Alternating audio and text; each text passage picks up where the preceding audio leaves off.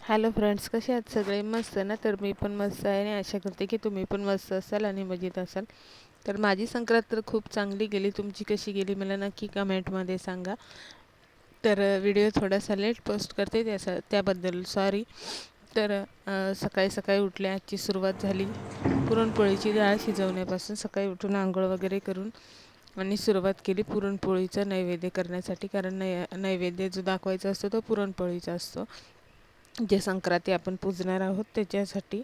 तर मग सगळ्यात अगोदर डाळ शिजायला घातली, तोपर्यंत बाकीची कामं आवरून घेतले, प्यायचं पाणी वगैरे भरून असं आवरून घेतलं आणि मग सुरुवात केली एकदाच स्वयंपाकाला, कारण मग मध्ये परत पाणी गेलं असतं तर मग पाणी भरण्याचं प्रॉब्लेम होईल, म्हणून पहिलं पाणी भरून घेतलं. तर डाळ तोपर्यंत मस्त शिजली होती, म्हणून मग डाळ लगेच येळून काढली आणि लगेच मग पुरण परतायला ठेवलं. तर मी आहे ना त्याच्यामध्ये इलायची आणि सुंठाचं जे पावडर असतं ना ते असं चाळून टाकते, कारण जेव्हा आपण पुरण चाळणीने हे करून घेतो ना, बारीक करून घेतो ना, तेव्हा सगळ्यात जास्त प्रॉब्लेम जे देतं ना ते म्हणजे आहे हे इलायचीचं आणि सुंठाचं जे असतं ना, तेच मला सगळ्यात जास्त त्रास देतं पुरण वाटताना. म्हणून मग मी अशी करून आहे ना अगोदरच चाळून घेते. तर बघा, तुम्ही पण टाकत असाल तर थोडंसं असं ट्राय करून बघा, म्हणजे चाळणीने पुरण वाटताना जास्त प्रॉब्लेम होत नाही. नंतर मस्त असं पुरण मग हलवून हलवून परतून घेतलं.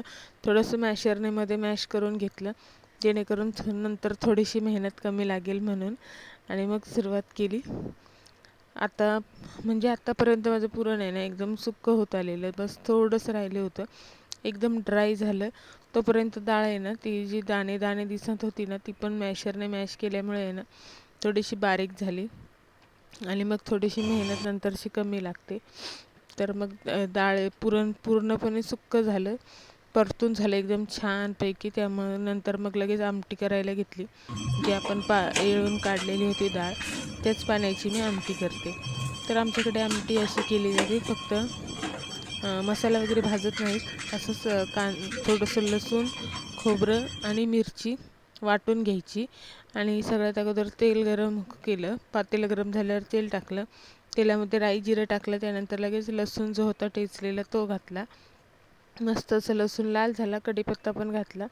त्याच्यानंतर त्याच्यामध्ये मी घातलेलं आहे हे खोबरं, मिरची आणि लसूण, 2-3 लसणाच्या पाकळ्या याच्यामध्ये पण वाटायला टाकले होते मी.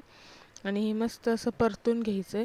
त्यानंतर याच्यामध्ये थोडीशी हळद टाकायची, हिंग घातलेलं आहे, थोडीशी हळद टाकायची, मीठ टाकायची, लाल तिखट टाकायचं, आपलं जे काय घरगुती मसाला असेल, आपल्याला जे मसाले वापरायचे ते मसाले वापरून घ्यायचे. त्यानंतर मस्त असं ते एकदम छान असं परतून घ्यायचं हे सगळं. मीठ पण घालून घ्यायचं ह्याच टायमाला आणि मस्त असं परतून घ्यायचं. आणि मग मस्त परतून झाला हा मसाला की याच्यामध्ये जे आपण येळवणी काढलेली होती ती घालायची आणि मग खूप वेळ असं त्याला मस्त शिजवून शिजवून घट्ट करून घ्यायचं. घट्ट म्हणजे घट्ट नाही करून घ्यायचं, एकदम असं शिजवून शिजवून घ्यायचं. तर आता बघा, माझी एवढं जास्त प्रमाणात आहे ना, तर याचं अर्धं पातेलं होईल ना, अर्धं म्हणजे कमीत कमी थोडं तरी आटल ना, त्याच्यानंतर मग मी गॅस बंद करणार कोथिंबीर घालून. बस, त्याच्या व्यतिरिक्त आता याच्यानंतर याचं आपलं काहीच काम नाही, फक्त हलवून आणि त्याच्यामध्ये कोथिंबीर घालायची. तर मग ती आमटी शिजेपर्यंत मी मस्त असं पुरण वाटून घेतलं, सोबतच पीठ पण मळून घेतलं.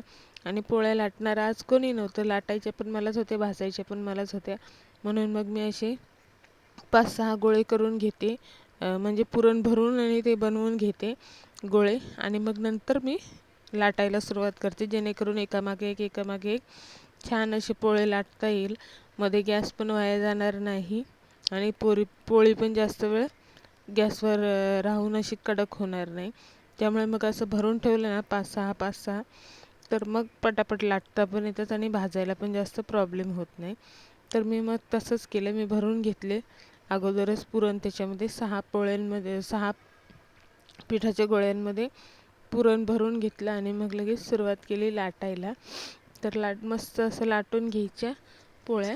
तर याच्या अगोदर कसं असायचं ना, आई किंवा कोणी असायचं जे लाटून द्यायचं आणि मी भाजायची, पण नव्हतं आज कोणी, मी एकटीच करणारी होते. म्हणून मग विचार केला, चला एवढं केलं आणि एवढ्यासाठी काय घाबरायचं आणि कोणाची वाट बघायची. म्हणून मग लगेच मी पोळी लाटून पण घेतली आणि भाजायला तर मला नेहमी मी भाजायचं काम करतच असते. तर मग मस्त असं मी लाटून आणि स्वतःच भाजल्या पण, आणि मस्त अशा पोळ्या झाल्या होत्या. मला वाटलं नव्हतं माझ्याकडून एवढ्या छान होतील. मी अगोदर खरोखर सांगते खूप घाबरायची. जेव्हा पुरणपोळीचा स्वयंपाक करायचा असायचा ना, तर मला खूप भीती वाटायची. पण आता मी एकटी सगळ्यांना पुरून उरेल. आणि खरोखर सांगते, जेव्हा मी पुरणपोळी करायला घेतली ना, तेव्हा फक्त आणि फक्त 10:15 झालेले होते. 10:15ला माझ्या पुरणपोळीचं आमटी वगैरे सगळं झालेलं होतं, काहीच बाकी नव्हतं. आणि आज भजी पापड वगैरे काही तळणार नव्हते, कारण की खूप तेलकट होऊन जाते. त्यामुळे मग विचार केला आज, आणि थोडीशी घाई गडबड पण होती, म्हणून मी विचार केलेला संध्याकाळी करेल. ॲक्च्युली याच्याबरोबर आम्हाला बाहेर जायचा असा पण प्लॅन ठरलेला होता, म्हणून थोडंसं जास्त घाई होती.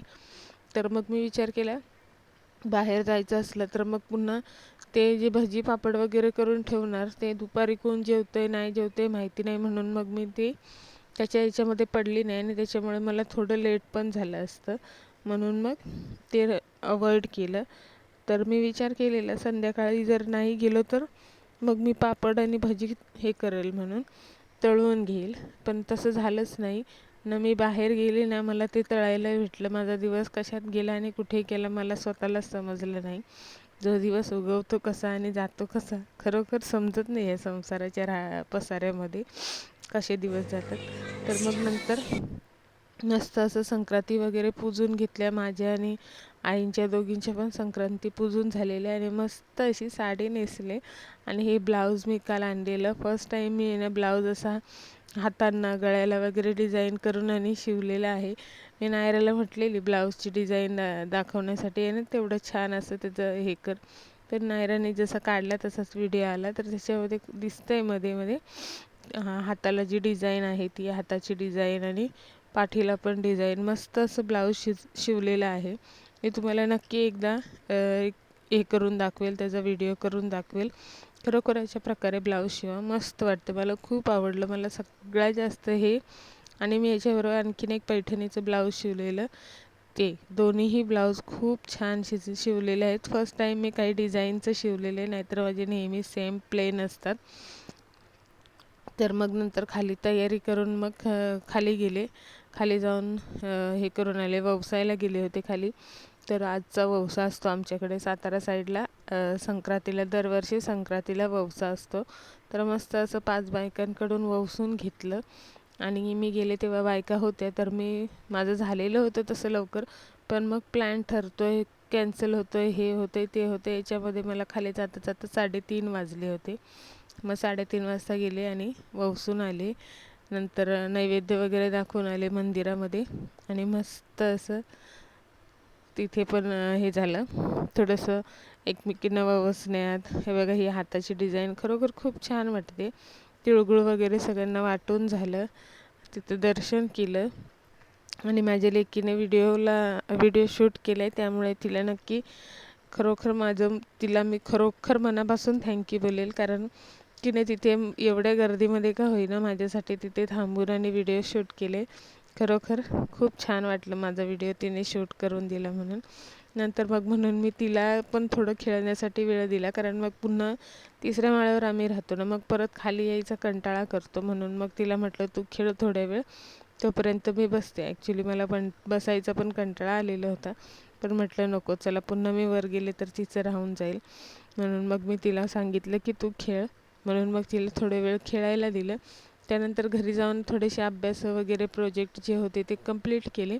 आणि मग आज संध्याकाळचं स्वयंपाक करण्याऐवजी पापड भजी खाण्यापेक्षा मी विचार केला काहीतरी वेगळं करूया. म्हणून मग मी तिला म्हटलं, हे बघा, हे दुसरं ब्लाऊज माझं पैठणीचं शिवलेलं होतं, हे तिला लूज होत होतं, हातांना वगैरे बसलं, पण बाकी ठिकाणी असं लूज होत होतं. पण मग मी त्याला ॲडजस्ट करून आणि बरोबर केलं पिना वगैरे मारून.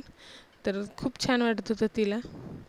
म्हणून मग तिला म्हटलं आज काहीतरी वेगळं करूया ह्या संक्रांतीला. जशी आम्ही लहानपणी करायचं, आम्हाला खूप हौस होती लहानपणी. साडी नेसायची, तिळगुळ सगळ्यांच्या घरोघरी जाऊन वाटायचं. हे ना मला लहानपणापासून खूप आवडायचं, आणि तेच माझ्या लेकीला पण आवडतं. म्हणून मला खूप छान वाटलं की तिला पण हे सगळं करायला आवडतं. नाहीतर आत्ताची जनरेशनला ह्या सगळ्या गोष्टी आवडत नाहीत. पण तिला खरोखर आवडतं. म्हणून मग मी मस्त अशी तिला हेच ब्लाऊज घातलं, थोडेसे पिना वगैरे मारून त्याला बरोबर केलं आणि तिला मग मी मस्त असं आपल्या सहावारी साडीतनंच काष्टा घातला होता आणि मी तुम्हाला दाखवते पुढे फायनल तिचा लुक कसा होता. आणि ही तिची हेअरस्टाईल करत होते, साडी वगैरे नेसवून तिला मस्त अशी बसवलेली होती आणि खरोखर खूप क्यूट दिसत होती. तुम्हाला कशी दिसत होती नक्की मला कमेंटमध्ये सांगा. आणि हिच्यामुळे मला वाटतं मी एक दिवस ब्युटिशियन नक्कीच बनणार आहे, हिला तयार करून करून. तर तर खरोखर खूप छान, म्हणजे मला वाटलं नव्हतं. मी माझी तर बघितले ना हेअरस्टाईल काय केलेलं, मी केस पण विंचरले नव्हते, असंच लावलेलं होतं गजरा.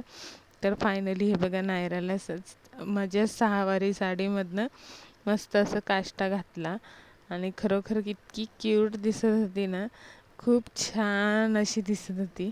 पण खूप नाटक करते ही, फोटो काढ आणि व्हिडिओ काढ म्हटलं ना की खूप नाटक करून दाखवते. तर बघा खूप म्हणजे खूप छान दिसत होती, एकदम क्यूट अशी दिसत होती आणि फोटो व्हिडिओ काढत नव्हती. Bye bye. ओम नमः शिवाय.